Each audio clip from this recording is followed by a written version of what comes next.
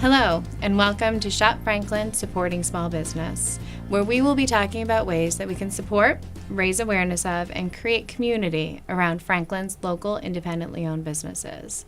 My name is Sarah Mabardi.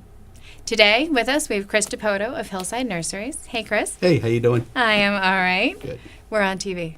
Okay. All right. So, Good. tell me about Hillside Nurseries and Sure. where you guys began. All right. Well, we're a family business. We started in 1939.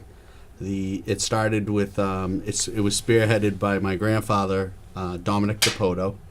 Cue up the photo of Depoto.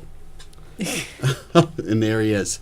That's actually a shot of the Franklin's bicentennial celebration. I think it was in 1978, and we had a float. But Dominic started in 1939.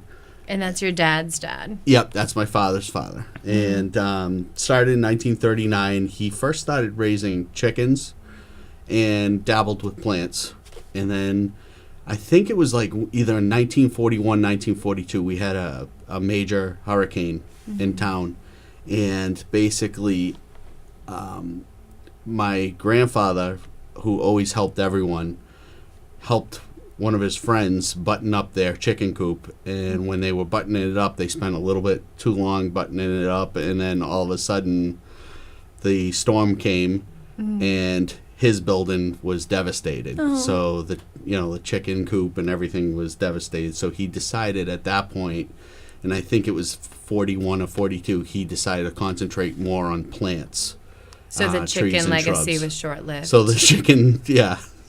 So there isn't a debate what we came first at Hillside, the chicken or the egg. It was basically chicken then shrubs. So basically, that's what and happened. Where it's gotten you. Yeah, exactly, and that's where we are now. But, did he spearhead the business for his entire life and hand that down to your father directly? Pretty much. He spearheaded, and then in the 60s, my father started to take over. It's a reciprocal thing because my brother and myself are starting to take over, but my father's still there. And my grandfather was still there. So in the 60s, there was like a soft transition of where my father kind of started taking more of 60s to 70s. My father started to take over the business and take on more responsibilities. Now, Hillside wasn't always located where it is now on Washington Street. No. We were originally located down off of Route 140. Okay. And this is the farm. This street right here, I believe, is Route 140.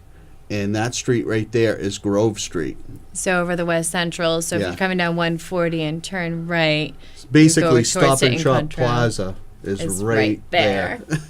Now, what was your property right here? That whole section? That whole section, yeah. Wow.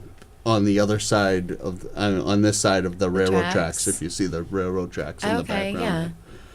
And basically, in the 60s, Route 495 came through. And there was a heated, exchange between the state and my grandfather, and it went to court. And when you go against the state, who wins? So, eminent domain. And that changed a lot of the landscape in Franklin long term. I mean, that was huge. I mean, even today, like if you drive down through, here's another shot. But if you drive down 495 in between exits 16 and 17, you'll see some plants on the side of the road. Those were original plants that were Hillside? On the farm. Oh wow. But So at that point, is that when? Shots. Okay, so is that okay? So you can see 495 stretches there, and that's that body of water. Yeah. That extends out. But basically, yeah. So when 495 came through, my grandfather had the payout from the state, and basically he purchased. So he took the quarter that they gave him. Yeah, exactly. The 25 cents. Yeah. And he purchased the Parmenter farm down in South Franklin, where we are now. Okay. And the Parmenter farm was a farm that raised Rhode Island red chickens, and I guess my grandfather purchased that land, and that's where we But are not the today. chickens. Not the chickens. Didn't go back to Yeah. the chickens. No. I think he was done with chickens thanks to the hurricane.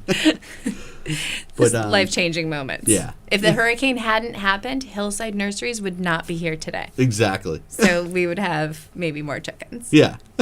See? Hurricanes Exactly. aren't all bad, right? Yeah. There's a silver lining in everything. So now you're over on Washington Street. So I know that you got there when there's Washington Street and King Street, and you're past when they reconverge. Yes, yeah. Going towards Everyone always Bellingham, asks right? if we're on King Street, and Yeah. at this point I'm just like, yep. But Just basically, keep following yeah. it. Yeah, Right having been after in Franklin Cole's for Tavern, 11 years, not since 1939. Yeah. It took me a while to figure that out. Yeah. So Yeah. right past Cole's Tavern. Yeah, right past Cole's Tavern, it becomes Washington Street again, the lower half. And Now Hillside doesn't just do shrubs. So what is your role at Hillside? okay. The role, What does Chris Depoto do all day?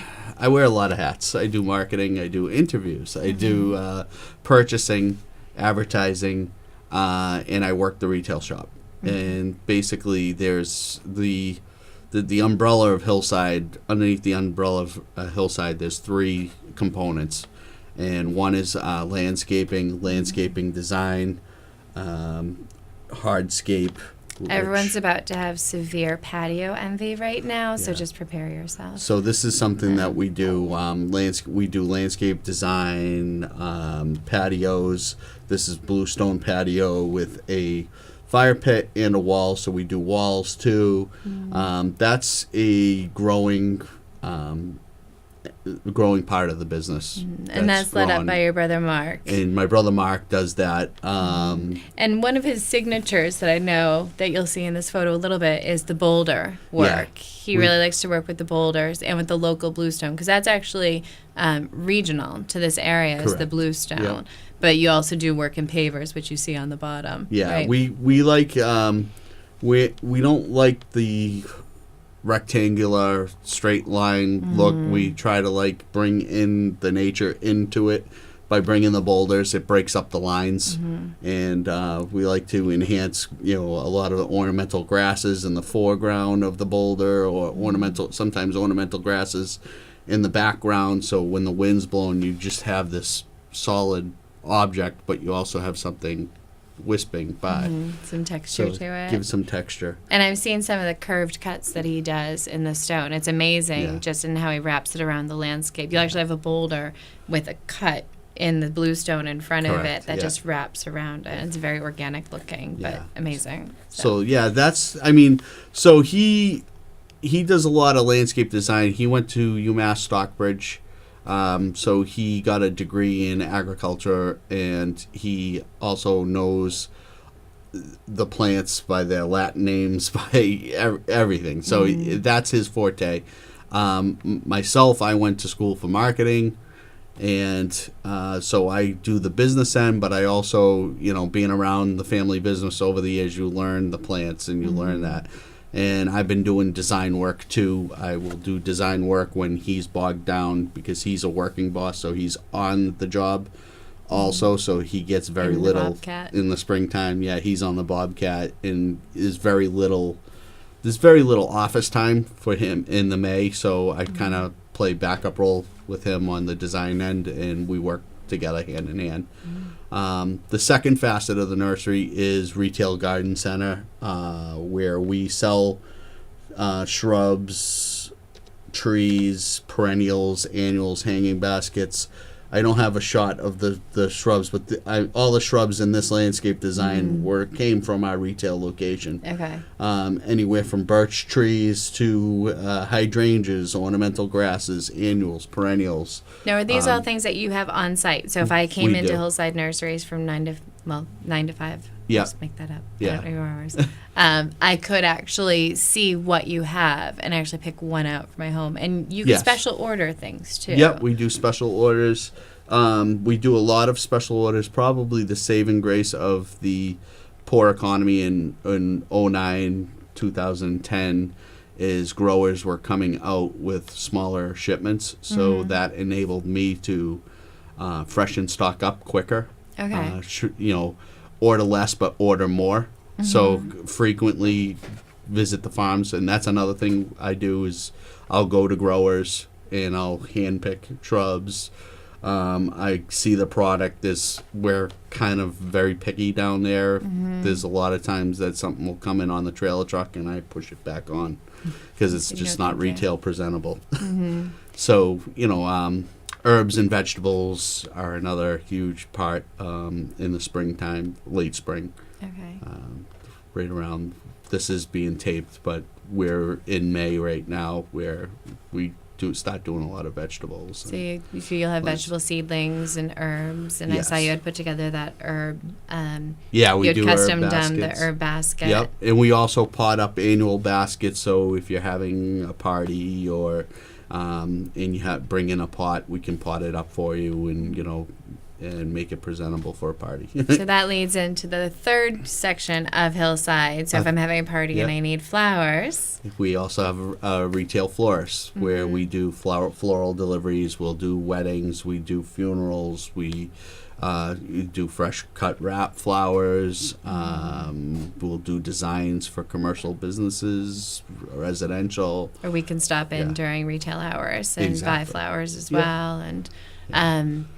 And that's something that I think is so important for Shop Franklin is recognizing that in the flower business, a lot of times if you're buying flowers for someone that's not in your town, who do you go to? And building that relationship with a local florist. So if you know people out of town who have to order flowers for something, call Hillside or call a local florist directly as opposed to calling a national number or an FTD chain or something like that. Because you never know what you're going to get and you don't get that personalized service. There's a lot of deception out there in the floral industry where there's fake shops saying that they're family-owned businesses. Really? Yeah. So, you got to do your homework. If you Google Florist Franklin, a lot of these conglomerates will have certain amounts of fake shops, and then what they're doing, they're basically order takers.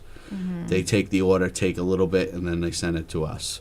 Or they'll send it to another local florist. And for the value, you're better off contacting the local florist. Do your homework when you're looking and it says family owned and operated florist. See if there's an address on there. See if there's an actual brick and mortar address. A lot of these fake sites don't have that brick and mortar address. You're calling a random 1-800 number and someone's answering it and redirecting. Yeah.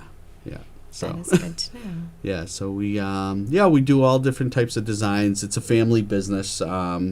We've got my mother Sandra, who was introduced into the nursery through my father. She comes from a whole other background. She her family started Brunelli Supermarket, which in the 60s Star Market took over. Okay. So she comes from a family of merchants.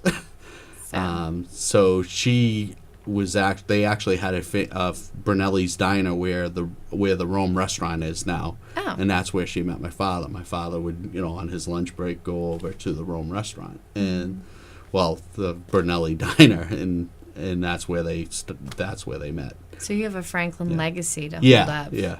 So then Mom got dragged into the family business in the 70s, and she basically spearheaded a lot of the retail garden, but mostly the floor shop. And right now, my cousin Brenda is a designer over there. We also have Karen and a few other part-timers, but my cousin Brenda is one of the lead designers over there. And that reminds me, she also does, and Hillside also does classes through the town. Yep. So continuing education classes on floral design. Exactly. Yep. We'll do that. We're starting to expand on classes, annual container classes. If they want to do like an annual planter, like a patio pot, we're open to any type of class. If people want to contact us, a group of 5 or more, we can do classes and schedule something out. That's good to know. Even if you want to do like a girls' night out, or we can. Or it's spring and I have no idea what to do with my yard. Yeah. Can you help me out here? Yeah, absolutely. You come down. That's where we separate ourselves from the Depots, the Lowe's, the box stores. Is is the day that they have the service that we provide, then we're in trouble. You know, so you're not dealing with the guy who worked in plumbing last week. You're dealing with the guy who grew up in the industry. So we can tell you, you know, a note card, a plant note card could tell you that it works great in full sun, but due off of experience and prior trials and tribulations, I could tell you that it likes afternoon shade and morning sun, just through years of experience, and that's type of things that we promote at Hillside. And I think that's what everyone can take advantage of. Is I know occasionally I would have, you know, messaged you or sent you a message and said, all right, what am I supposed to do for this? Or do you have this? Sure. And people moving into new homes or building new homes in Franklin and doing their landscape, knowing, all right, what goes where and how? Yeah. In my current home, I have an overgrown landscape, and Mark actually came out and he said, you got to move some of this stuff around. And that's where you get that personalized instruction. I mean, the charm of being in New England is we have 4 seasons, but flowers are all too often impulse buys. So people come in and they'll see the flower and like, I have to have that, and they plant it, and then they plant it in the wrong location. I have a few of those. And then, you know, so we try to do that, give that guidance at the store. Sometimes I talk myself out of a sale, you know, but that's the sign if that I you want wanna that do right by confidence the of them customer. coming, and if I want them coming back over the years and years, and if I'm going to jeopardize that one sale, at least I know that they'll come back and get the other items, because the last thing I want is for that plant to go back into their yard, die, and not, you know, be able to use it. Well, I have hydrangeas in my yard, and they are likely to die until I figure out what to do with them. So it's my understanding that today you are going to help us understand hydrangeas. Yes. Hydrangeas are a finicky plant, and like I said, you have to put them in the right environment. People like to put them up against the foundation, and then I get the phone call at the nursery, my hydrangea's dead in the spring. Well, what happens is it's a deciduous plant, meaning it drops its leaf in the wintertime, and they all, this year, they've come out of dormancy really late, so they become real woody. Again, this show was taped in May, so this is a May. by the time this hydrangea. show airs, this is all going to be leaves and be budded and bloomed. But this is a good example to show you with hydrangeas that what they look like in the spring. You'll get these sticks coming out. Let's go explore that in more detail. Okay. So here we are looking at an actual hydrangea, and in the spring, this is kind of what it's going to look like. Yeah. Basically, this is a hydrangea that's actually this is May, the time we're filming this, and this is coming out of dormancy. And basically, dormancy, when it's in dormancy, there are no leaves here. So basically, you have just wooden stems. Now, And the stems are usually a lot longer if you've had if you a have them mature hydrangea. correct. So we're going to talk about how you actually make it grow again. Sure. Basically, what you're going to do is I tell everyone when they're doing their spring cleaning, what happens in New England is we get cabin fever, and once we start getting warm weather, they want to get out and they want to do their spring cleaning, and I'm a big proponent of that. But with the hydrangea, just leave it alone, because what happens is with your traditional hydrangeas, called the Nico blue, they're the ones that where you go down the Cape and you see them flourish, the big blue blossoms.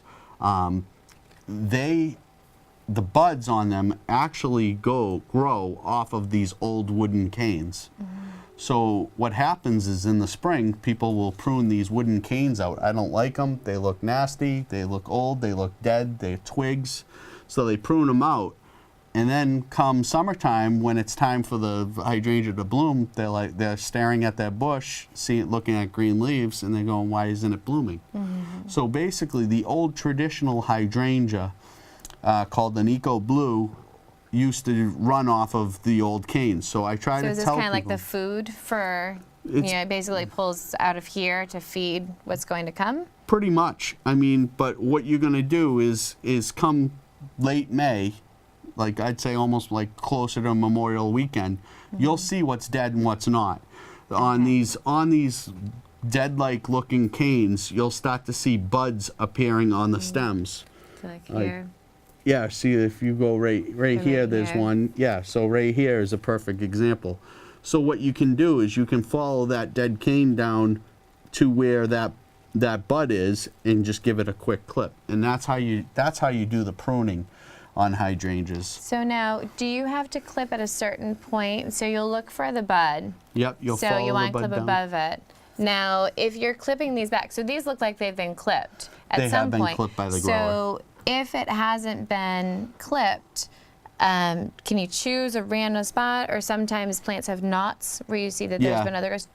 Do you clip above that or below that? Yeah, usually above it, and you'll clip it on an angle. Okay. The reason why I've always been taught to clip on an angle, so water's not just sitting on top and rotting it out if you get a rainstorm or whatnot. So cutting at an angle and making sure to get a clean break so that you don't have fissures where moisture and rot can collect or bacteria can collect. So you want to make it as clean as possible on an angle. Correct. Okay. Now the old traditional hydrangea. Did I sound like I knew something? Yeah, you did. You're good.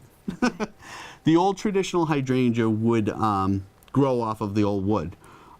Since I'd say probably about the last 15 years, there's been new varieties where we call it old wood. That's the terminology. They bloom off of old wood, the Nico blues. This variety is actually the endless summer, and the caveat to this is it not only blooms off the old wood, but it also blooms off of new wood. I don't know if cameraman could get that in, but if this is all new wood, this is new growth, and you got a bloom actually forming off of the new wood. So what happens, the cool thing about the endless summer is people say, oh, are they repeat blooming hydrangeas? Well, technically they are repeat blooming hydrangeas because not only they bloom off the old wood, they bloom off of the new wood that's coming out. So basically, hydrangeas are an acidic loving plant. They're kind of like the opposite of your lawn. Your lawn doesn't like acidic soil. You see any type of mossy area in your lawn, that proves that it's an acidic soil. If you go down the Cape where they flourish, they like a well-drained soil. They're usually underneath a canopy of pine trees, and the pine trees basically are acidic. When their needles fall down, that acidity bleaches into the soil and it turns them blue. So they actually like either all-day filtered sun, or they like a morning sun and afternoon relief. You have any friends that like to drink a lot? Many. Yeah, hydrangeas are your friends that like to drink a lot. They basically drink a ton of water. Okay. And they're a telltale sign. You know, you'll go out and you'll see them wilt, and people freak out. Oh my God, I killed it. It's fine. Just give it some water. It'll perk right back up. So when should you water a hydrangea? Do you have to routinely water a hydrangea, or just watch it for signs that it's thirsty? I usually like to tell people first. The kids have been driving it nuts. Needs a bottle of wine. Yeah. First 6 weeks of planting any of your plants, you want to go every other day for the first 3 weeks, and then you want to pare it back a little, depending on what time of the year you do the planting. If you're in the spring, pare it back to once a week. If you're in the summer, maybe once or twice a week. But the cool thing with the hydrangea is it'll tell you when it needs water. Overwatering is worse than underwatering. Overwatering, you'll rot the roots. Now, if you're rotting the roots, the damage is done. The roots on your plant are basically like your heart and your brain. And if damage is done, it's very hard to get that back. Okay. If you underwater it, the stress of the plant will tell you in the leaves. It'll be wilting. You water it probably about 20 minutes to 30 minutes later, it perks back up. Okay. Hydrangeas like to be watered at the base. If you you try not to water in the yard. over. Or if you have irrigation in the system, try to get that zone changed so the water is getting on the ground more. If not, if you're watering above, they do. I can see that one. Clip this one off. They'll get leaf spot, and you'll get black spots on the leaves, and that's usually a telltale sign if there's an irrigation system and mist is hitting it, and then the sun hits it. Okay, so it actually like burns the leaf pretty much? Yeah. Okay. Now, will hydrangeas last in a full sunny location? Yes. They will. It takes a few years. Once they're rooted in, year 3, they'll thrive. They'll be fine. But the whole purpose of this plant is usually the bloom, the color of the bloom. And if you're gonna enjoy that bloom will last longer if you're in the conditions of afternoon shade or all day filtered or morning sun. So the whole reason you're getting this plant is probably because of the bloom. So put it in the right spot. I mean, this is pretty and all, but hydrangeas were actually my wedding flower. So blue cool. hydrangeas. Yeah, they were popular. Before blue was cool. Yeah, they are cool. Way back when. Now, color. What determines the color of a hydrangea? So a really acidic soil, from what I understand, alkalinity. It's not just the type of hydrangea, but also the soil. The soil, yeah. I mean, most of these have been designed where you can keep it at that same color, but there are ways that you can trick the hydrangea. If you want a deeper blue, you would put more acidity into that soil, and there's soil amendments that you could. You can introduce ways to manipulate the color if you so chose. Yeah, if you come down to the nursery, we could show you the products that will help do it. Nice. But basically, what I'd like to discuss is the endless summer hydrangea is the most popular one, the big blue blooms. People come in, but there's several varieties that people don't know of and that are being created every year. And that also have that reblooming off of the new wood and the old wood, and they just get a bad rap. They don't get enough press. Okay. So people don't really know. Are they like the introvert hydrangea? Yeah, they're. Or people perceive them to be high maintenance? No, they just don't know about them. This is a new series called the Everlasting series. Again, repeats off of old and new wood, but different colors, really cool different colors. There's all sorts of cool colors that they come in now, multicolored. Purples, reds, and pinks. They're bred to be those colors, not just the soil. Exactly, yeah. Okay. And they have like pistachio colored ones. They have lime green ones. So there's all sorts of colors. So you can get your traditional blue, but there's tons of other options. Chris, thank you so much for coming on and being our guest on Shop Franklin, supporting small business. Thank you. All right, to learn more about Hillside Nurseries and what they have to offer, you can visit their site at www.hillsidenurseries.com. Thank you.